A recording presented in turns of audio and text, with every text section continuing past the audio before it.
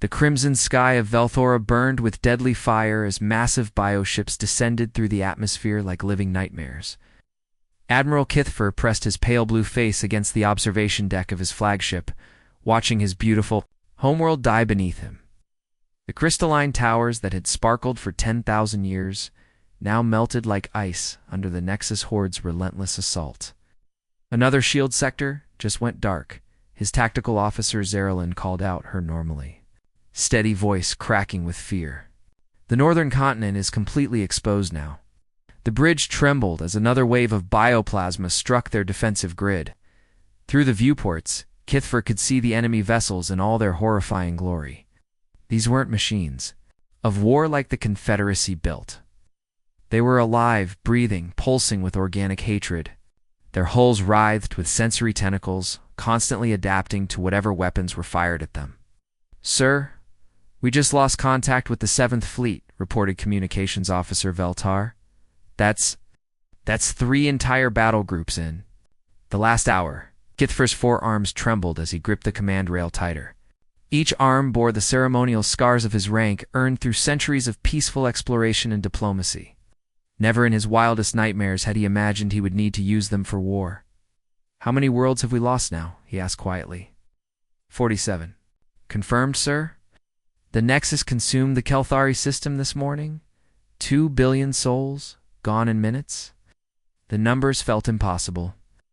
The Rilken Confederacy had been the dominant power in this galaxy arm for millennia. Their technology was sophisticated, beyond measure. Their energy shields could stop anything. Their quantum weapons could shatter moons. Yet none of it mattered against an enemy that learned and adapted with every passing second. "They're not just destroying our worlds," whispered Science Officer Theravin from her station. "They're eating them, converting all matter into more of themselves. The bioships we're fighting now were probably built from the bodies of our colonies."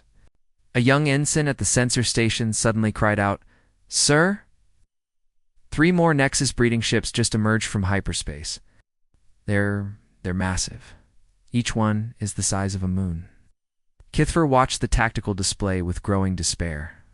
The new arrivals immediately began spawning smaller vessels, vomiting forth hundreds of fighter-sized organisms that moved through space like a swarm of angry insects. The Confederacy's elegant battle formations meant nothing when facing an enemy that could replace losses faster than they could inflict them. Admiral Zerilyn said softly, "I'm reading biosignatures from inside those ships. They're not empty. The Nexus is using captured populations as raw material for their hulls." The bridge fell silent, except for the constant hum of failing systems. Everyone knew what that meant. Their friends, their families, the people they'd sworn to protect, were being turned into weapons against them. "There has to be something," Kithfer muttered, scrolling through tactical databases. "Some weapon we haven't tried, some strategy we've overlooked." "Sir," Veltar said hesitantly, "there is ... one option. But it's forbidden by the Galactic Accords." Every head on the bridge turned toward the communications officer. Even speaking of the forbidden protocols was considered heretical by civilized species. The restricted files mention Deathworlds. Veltar continued. Planets where evolution went wrong, where species developed under conditions so harsh that they became. He paused, struggling with the concept. Dangerous. "You mean the Sol system?" breathed Theravin. "The quarantine zone?" Kithfer had heard whispers of Sol-3, a world of such violence that its dominant species had somehow survived conditions that would kill most galactic life forms instantly. Crushing gravity, toxic atmosphere, weather patterns that could level cities, predators that hunted in packs. The planet was a nightmare of evolutionary pressure. "The humans," he said slowly, "the legends say they're still alive down there." "Barely," Zerilyn added. "Intelligence reports suggest they've developed space travel, but they're still trapped in their own system. No one wants to make contact with them." Another massive explosion rocked the ship. Through the viewports they could see Velthera's largest city disappearing under a wave of organic destruction. Millions of lives snuffed out in seconds. "Sir, we have maybe 6 hours before the planet's core defenses fail completely," reported the tactical station. "After that, The Nexus will have enough biomass to build a fleet that could consume the entire galaxy. Kithfer stared at the dying world below. Everything his people had built, everything they'd achieved through peaceful cooperation and advanced science, was being devoured by monsters that turned their own dead against them. Bridge fell dead silent. Even the ship's computer systems seemed to pause, as if shocked by the command. "Sir, are you certain?" Zerilyn asked. "The humans? They're not like us. They're violent, unpredictable. The quarantine exists for a reason. Look around you," Kithfer said, gesturing at the tactical displays showing the systematic destruction of their civilization. "What do we have left to lose?" His four hands moved across the command console, entering his personal authorization codes. Deep in the ship's communications array, systems that had been locked away for centuries began to activate. "Compose a message," he ordered. "Simple words. These humans may not understand our advanced languages." "What should it say, sir?" Kithfer looked out at the burning world one more time.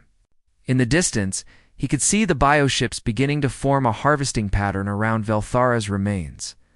"Tell them we are dying. Tell them we need help. And may whatever gods they worship forgive us for what we're about to unleash upon the galaxy."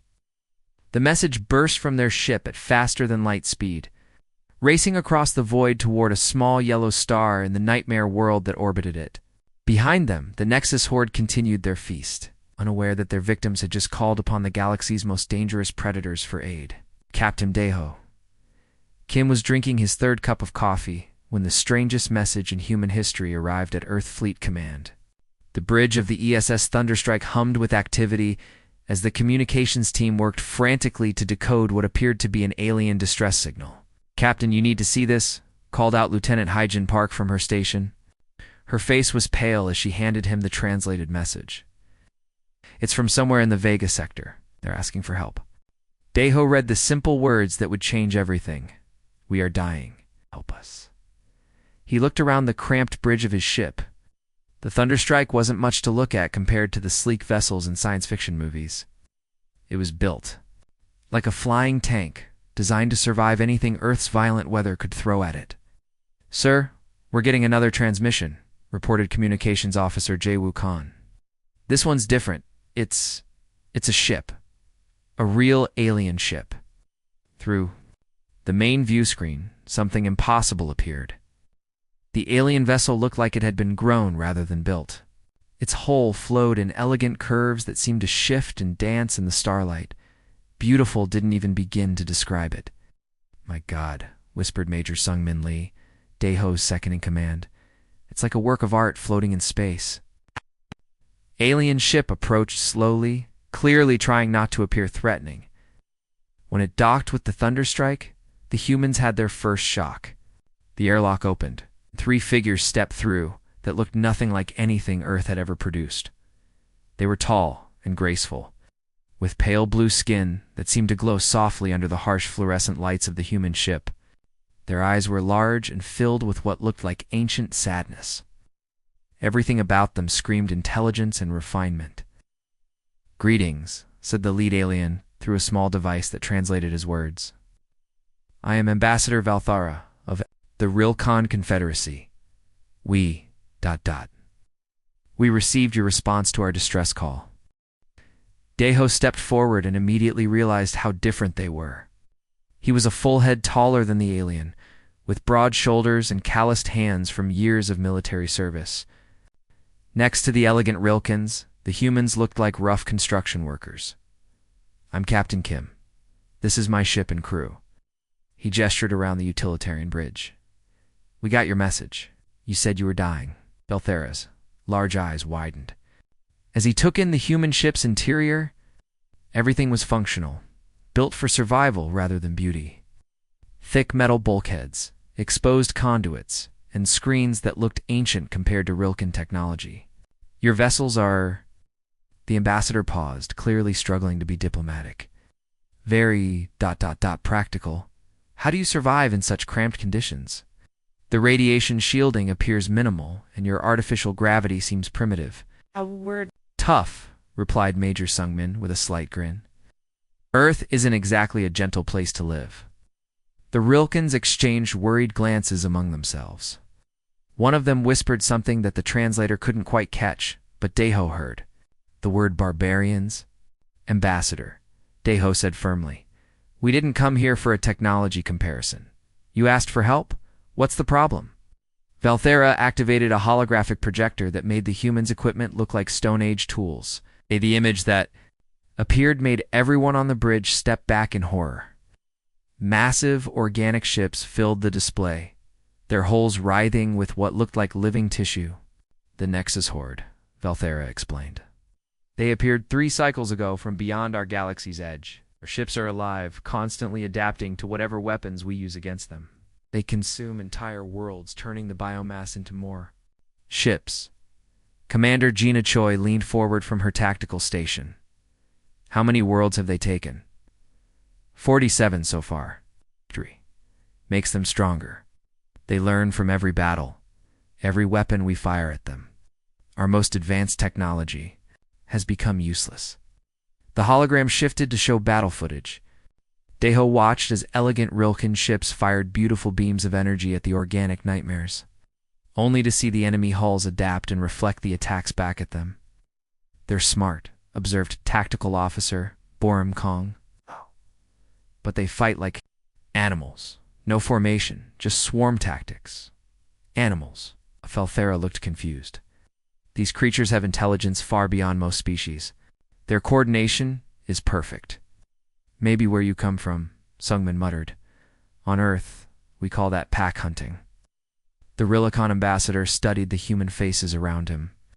These beings showed no fear of the images that had sent entire confederacy. Fleets running in terror? Instead they looked ... interested. We need to see them in action, announced Jinnah from her station. Real combat footage, not just the aftermath. Valthera's translator device actually sparked as it tried to process the request. See them? In combat, they will destroy you instantly. Your ships are far too primitive to survive even a single encounter. That's what we're counting on, Sungman said under his breath. What does that mean? Asked one of the other Rilkins. Deho looked at his crew, seeing the same expression on every face. It was the look soldiers got when they'd found an enemy they understood. Ambassador, your people fight these things like they're some kind of superweapon. But look at this footage again. He pointed at the tactical display. They're just big dumb animals. Dangerous animals, but still animals. I don't understand. Every species on Earth has faced extinction multiple times. Ice ages, asteroid impacts, predators, diseases, natural disasters. We survive by being more stubborn than anything trying to kill us. Deho paused. These Nexus things. They're just another predator. Valthera looked around the bridge at the human faces. Where he expected to see the same terror that gripped every civilized species in the galaxy, he saw something else entirely. These creatures weren't afraid. They were calculating. Your ships may be beautiful, Deho continued, but they're built for a peaceful galaxy. Our ships are built to survive anything. We don't retreat when something bigger shows up. We figure out how to kill it. But your technology is so primitive, Valthera protested. Sometimes primitive works better, replied Chief Engineer Tayango from the back of the bridge. A rock still breaks glass, no matter how fancy the glass thinks it is. Oh, the Rilcon. Delegation huddled together, speaking in rapid whispers. Finally, Valthera turned back to the humans. If you truly wish to help us, we can provide you with our star charts and tactical data. But I must warn you, these creatures have destroyed civilizations that were thousands of years more advanced than yours. Good thing we're not civilized, Deho replied with a grim smile. When do we leave? The space around Valthera looked like a nightmare come to life. Hundreds of Nexus bioships swarmed through the system like giant predatory fish, their organic hulls pulsing with veins of toxic light. Each one was different, evolved for a specific purpose. Some had massive grinding maws for consuming asteroids. Others sprouted weapon pods that fired streams of living acid. Sweet Mother of God, whispered Pilot Tayango as he stared at the main view screen. They looked like someone crossed a whale with a spider and then made it angry. Captain Deho Kim stood on the bridge of the Thunderstrike, watching the enemy fleet through tactical displays. The bioships moved in perfect coordination, communicating through some kind of biological network. Their hulls rippled and shifted constantly, adapting to threats that hadn't even appeared yet. Sir. I'm reading massive energy signatures from the big ones, reported Lieutenant Hyjin Park. Those aren't just ships, they're mobile weapons platforms. The human fleet looked pathetic in comparison. 12 boxy utilitarian vessels that had been designed to survive Earth's harsh conditions, rather than win beauty contests. Their gray hulls were scarred from countless atmospheric entries, and their weapons were simple kinetic projectiles and chemical explosives. Fleet status report, Daeho called out. All ships ready for combat, sir, replied Major Su Min Lee. Marines are locked and loaded. Engineering reports all systems nominal. Ambassador Velthera stood near the back of the bridge, his pale blue skin almost white with terror.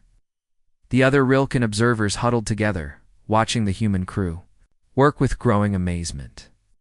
These primitives showed no fear at all, Captain Velthara said urgently. You must understand. Those bioships learn from every attack. The moment you fire your weapons, they'll adapt and become immune. Retreat is the only option. No retreat, Daeho replied calmly. Communications, patch me through to all ships. The human fleet's command. Channel crackled to life. Says Captain Kim.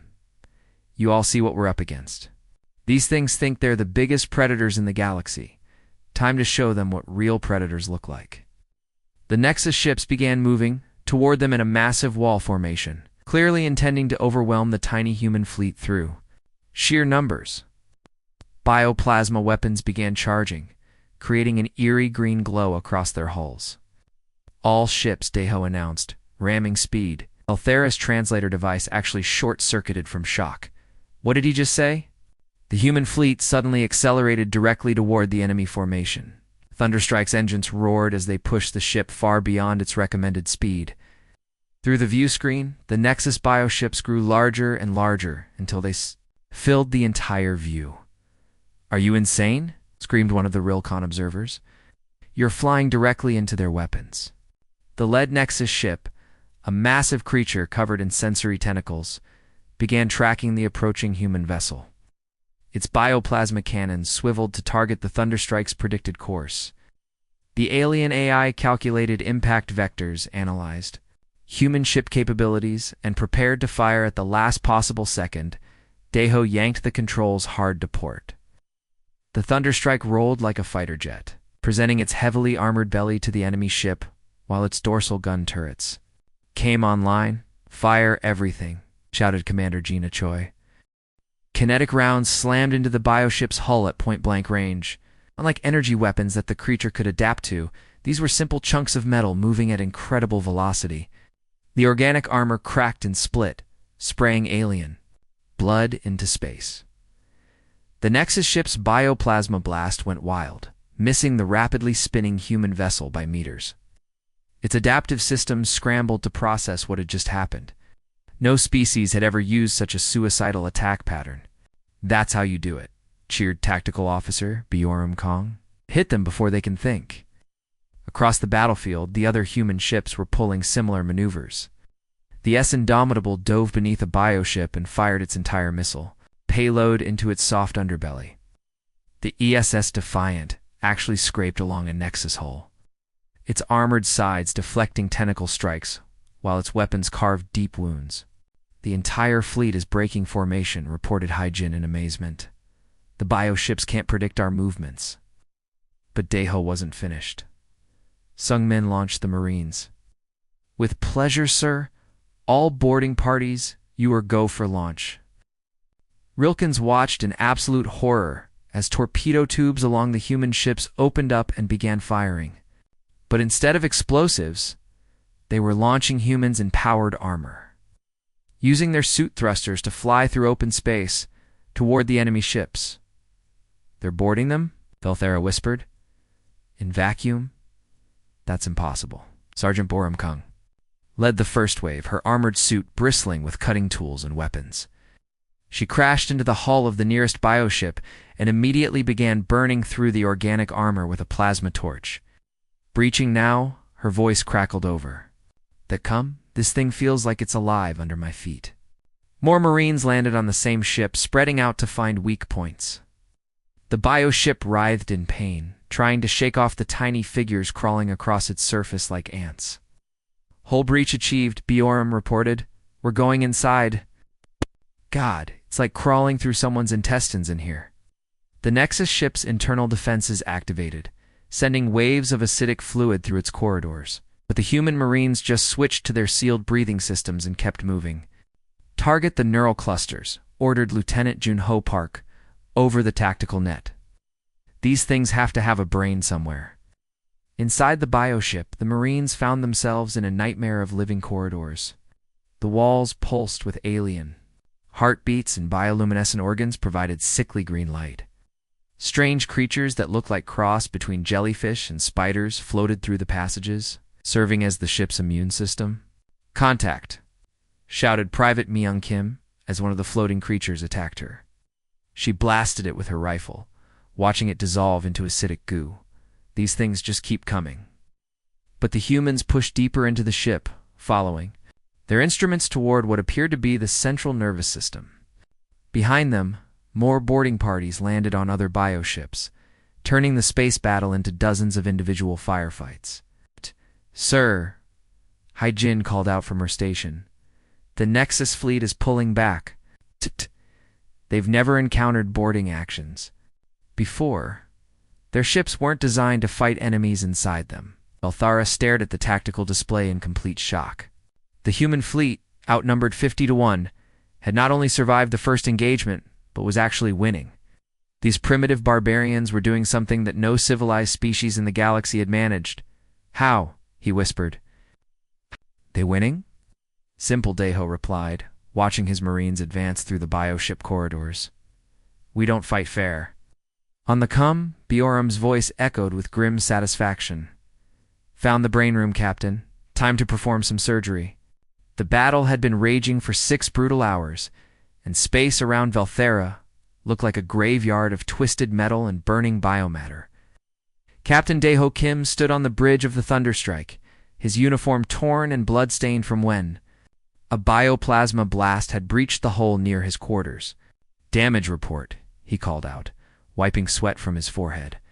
We've lost the ESS Stalwart, ESS Pioneer, and ESS Defiant, reported Lieutenant Hai-Jin Park, her voice steady despite the chaos around them. But sir, we've taken down 12 of their bioships, the big ones. The tactical display showed the incredible exchange rate. 3 human vessels destroyed, but 12 massive Nexus ships floating dead in space. Their organic hulls split open like rotten fruit. Sir, we're getting urgent transmissions from the Rilicon fleet, announced Communications Officer Jae Woo-Kan. Ambassador Velthara is begging us to retreat. He says our losses are unacceptable. Deho glanced at the Rilken observers huddled in the corner of his bridge. They looked horrified at the human willingness to trade ships for kills. In their civilized warfare, losing even one vessel was considered a major disaster. Tell the ambassador this is what acceptable losses look like when you're fighting for survival, Deho replied grimly. We didn't come here to play it safe. Deep inside the Nexus flagship, something that had consumed 1,000 civilizations was experiencing confusion for the first time in millennia. The Overmind, a massive brain creature that coordinated the entire horde, writhed its tentacles in frustration. These new enemies made no sense. They fought without any logical pattern. When cornered, instead of retreating, they charged forward. When outnumbered, they split up to attack from multiple angles. When their ships were damaged, they used them as weapons. Adaptation protocols failing pulsed one of the Overmind's secondary brains. Cannot predict enemy behavior patterns. Bioships had tried everything. They'd grown thicker armor, but the humans just used bigger guns.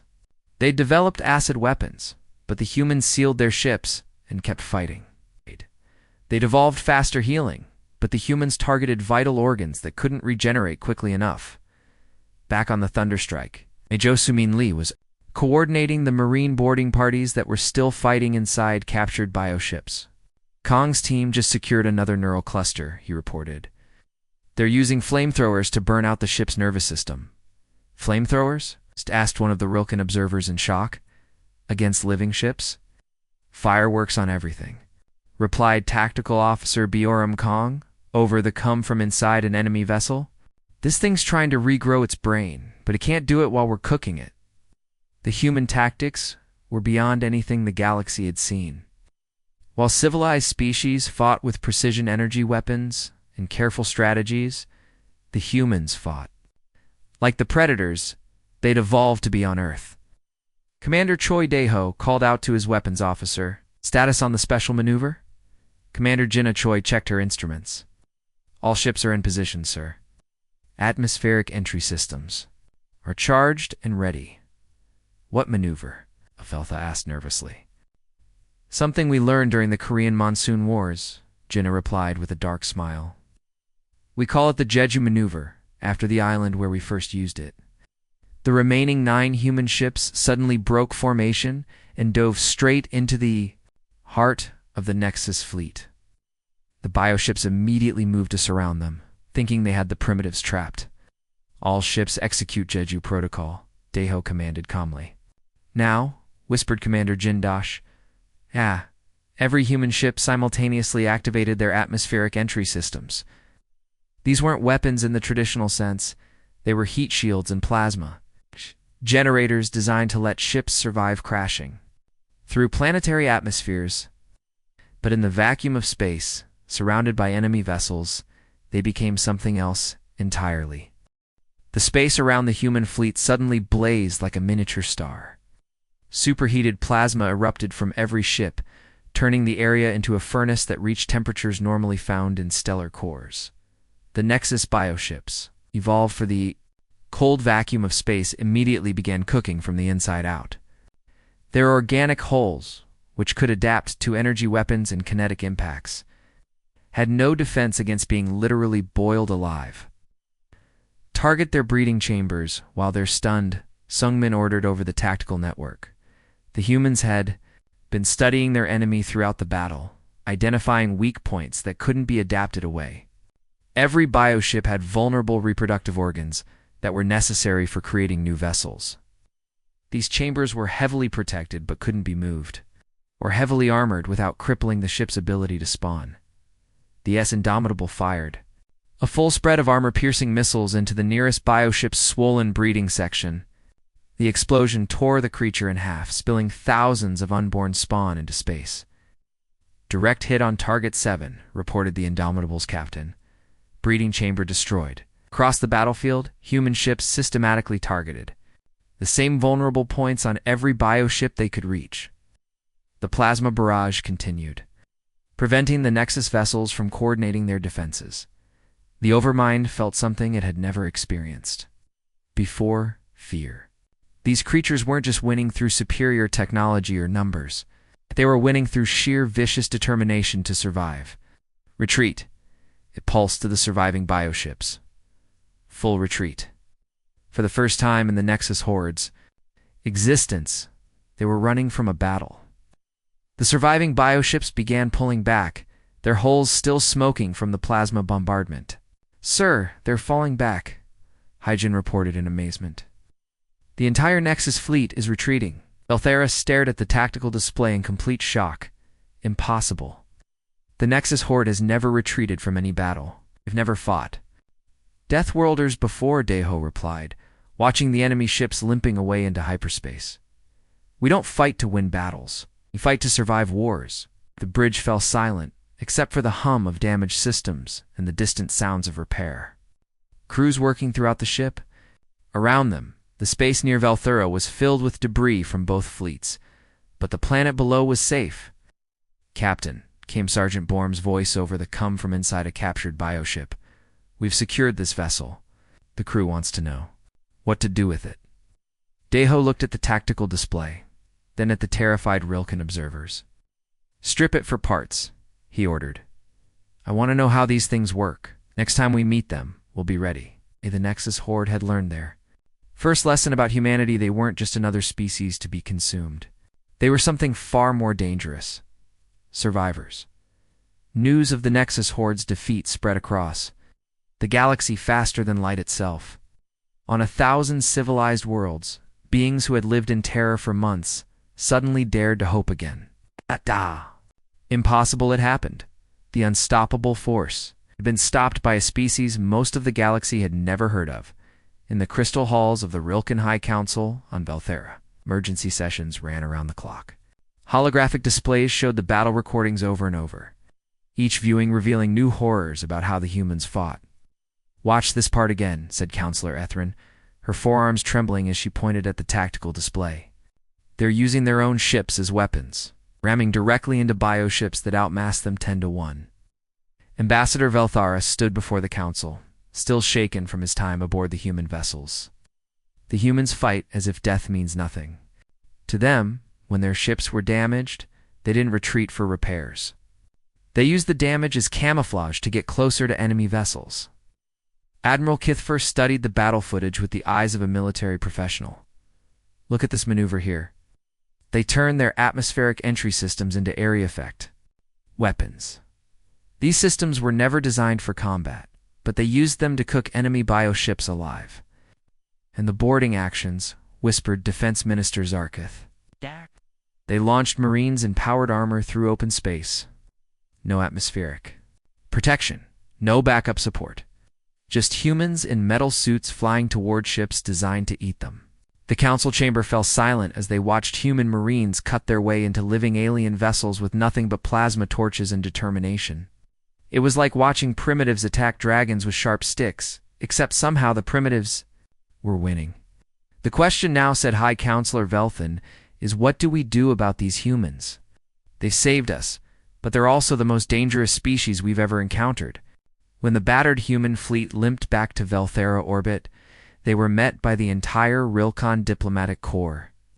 The Thunderstrike's docking bay was decorated with the finest art and filled with the most valuable treasures the Confederacy could offer. Captain Daeho Kim walked into the reception hall wearing his combat uniform, still bearing scorch marks and tears from the battle. Behind him came his senior staff, looking like soldiers who had just crawled out of hell itself. "Captain Kim," Admiral Kithfer began formally, "the Rilken Confederacy offers you full membership in our alliance. We can provide your species with faster-than-light technology, energy weapons, beyond your current capabilities, and access to the accumulated knowledge of 47 worlds." Daeho looked around the ornate chamber, taking in the priceless artwork and advanced technology on display. His crew exchanged glances, clearly unimpressed by the fancy decorations. "We appreciate the offer, Admiral," Daeho replied, "but we have a counter-proposal." The entire Rilcon delegation leaned forward. What could these primitives possibly want that the Confederacy couldn't provide? "Form a new alliance," Daeho continued. "It's not just the civilized worlds, but every species you've written off as too primitive or dangerous. The Nexus Horde will be back, and when they return, they'll have adapted to fight against your energy weapons and quantum shields." Commander Jinna Choi stepped forward. "You'll need Deathworlders. All of us." "Deathworlders?" asked Counselor Ethrin. "Species that evolved on worlds that tried to kill them every day," explained Major Sungmin Lee. "High-gravity worlds where the air is poison and the weather can level cities. Coriation-scarred planets where life had to get tough or die, or torn systems where species learned to fight or be enslaved." The Relkins looked horrified at the concept. But such species would be violent, unpredictable, dangerous to civilized life. "Exactly," Daeho replied with a grim smile. "The Nexus Horde adapts to civilized warfare. They learn from energy weapons and shield technology. But they can't adapt to pure stubbornness and a willingness to die fighting." Over the following weeks, human engineers worked alongside Relkin construction crews to rebuild Velthera's damaged cities. The aliens were amazed at human techniques using simple materials to create structures that could survive almost anything nature threw at them. "Why do you build everything so thick?" asked Chief Engineer Velkris, as he watched humans installing support beams that seemed massively over-engineered. "Because on Earth, if you don't build it tough, it doesn't stay built," replied Chief Petty Officer Taeyong. "Earthquakes, hurricanes, tornadoes, floods. We learned to build things that last. 6 months later, representatives from across the galaxy gathered for the signing of the Terran-Rilken Defense Compact. The ceremony included species that had been banned from civilized space for centuries. The Krokan delegation arrived in ships that looked like flying fortresses, the hulls scarred from surviving in asteroid fields. The Vorthok representatives were massive, heavy-gravity beings who could crush Rilkans with their bare hands. The Zephyron survivors brought ships that were half-melted from living near their dying star. "Present the Deathworld Alliance," announced Deho 2, the assembled diplomats. 43 species from worlds that would kill most galactic life in minutes. When the Nexus returns, they'll face enemies they can't adapt to because we don't fight fair. As the various species signed the compact, Velthara approached Deho privately. "I must ask, Captain, what makes you so certain the Nexus will return?" "Because they're predators," Deho replied. "Watching the mixed fleet of crude, functional warships taking formation outside. And predators always come back for another try at prey they think got lucky." 3 days later, his prediction proved correct, Captain. Lieutenant Hyjin Park called out from her station aboard the Thunderstrike. "We're receiving multiple distress calls from the Kepler sector. Long-range sensors are detecting massive biosignatures moving toward inhabited systems." "The Void Swarm," reported Communications Officer Jae Wook Han. "They're saying it's even worse than the Nexus Horde. Some kind of mesh-and-organic hybrid that consumes technology instead of biomass." Deho looked out at the assembled fleet of Deathworld vessels. Crude ships from violent worlds, crewed by species that had learned survival in the harshest possible schools. "Set course for Kepler," he ordered. "All ships, prepare for combat. Operations." As the fleet moved out, the galaxy watched with a mixture of hope and terror. Now the age of civilized warfare was truly over. In its place had risen something new, an alliance of the galaxy's most dangerous survivors. Led by the most dangerous species of all, the Nexus Horde had taught the galaxy an important lesson about adaptation and evolution. Now it was time for humanity to teach the universe something about the kind of evolution that happened on a world where everything tried to kill you every single day. Behind them, the combined fleets of 43 Deathworlds followed the human ships toward whatever new horror awaited in the Kepler sector. The galaxy's outcasts had become its guardians. And they were just getting started. In the depths of space, ancient enemies stirred at the news of this new alliance. The age of survival had begun, and it would reshape the galaxy forever. The END.